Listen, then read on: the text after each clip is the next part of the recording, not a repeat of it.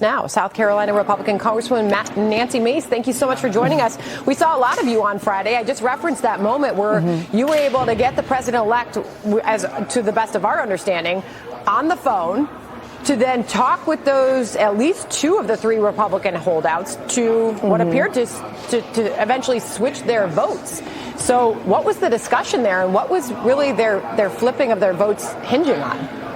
Right. That's right, Sandra. And I want to be very clear here. Donald Trump got it done for the country on Friday, like he always does, along with Speaker Johnson. I just did my small part as a patriot and helped facilitate that final phone call between the president and the Speaker of the House and the last two holdouts, because our country was counting on it. We needed to make sure we got it done on the first round to ensure that we did not get in front of or obstruct from Donald Trump's America First agenda. I felt no more prouder to be an American than I did on that afternoon. It was a great achievement for Donald Trump, for the Speaker, for our country, quite frankly. But to be clear, there were three holdouts. You needed to flip two of them, and eventually that did happen, re-electing House Speaker Mike Johnson. But as far as this slim majority, what does it mean for getting Donald Trump's agenda done? Well, it's going to be historic. It's also going to be very challenging because we cannot lose a single vote. And as Ronald Reagan has said over and over when he was president, if we can get to 80% of the things, then we have to move this country forward. We need to make life more affordable for every hardworking American family. We need to make our country safer. We need to secure the border. We need to deport the illegals who are here, especially committing violent crimes like rape and murder and pedophilia. Get them out of here. Get those worst of the worst out of here first. We have no time to waste as soon as Donald Trump gets sworn in on January 20th. But to be clear, what was your takeaway from how Friday unfolded? Was that where you thought things stood with your Republican colleagues, or was that perhaps more disagreement within your party than you anticipated?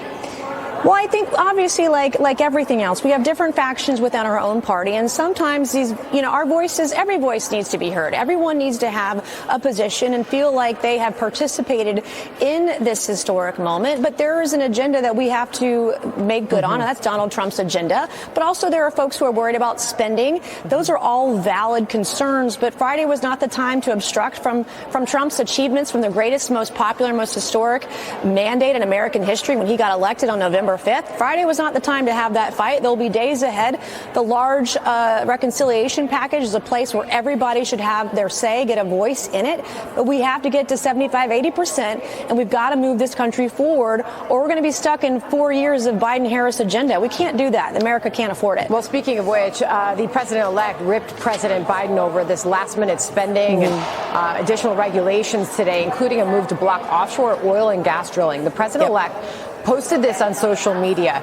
Biden is doing everything possible to make the transition as difficult as possible, from lawfare such as has never been seen before to costly and ridiculous executive orders on the Green New scam and other money-wasting hoaxes.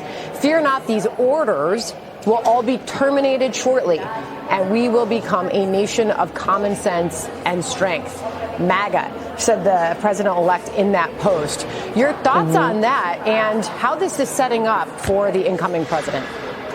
Well, we've never seen Joe Biden and Kamala Harris work harder against the American people than we are right now. And they are trying to hurt Donald Trump's administration and his agenda to make this the worst in American history. They will not succeed because Donald Trump's going to come in here and work harder than ever before for the American people. He's going to make good on his promises, and we will be there every step of the way to make sure his agenda is met.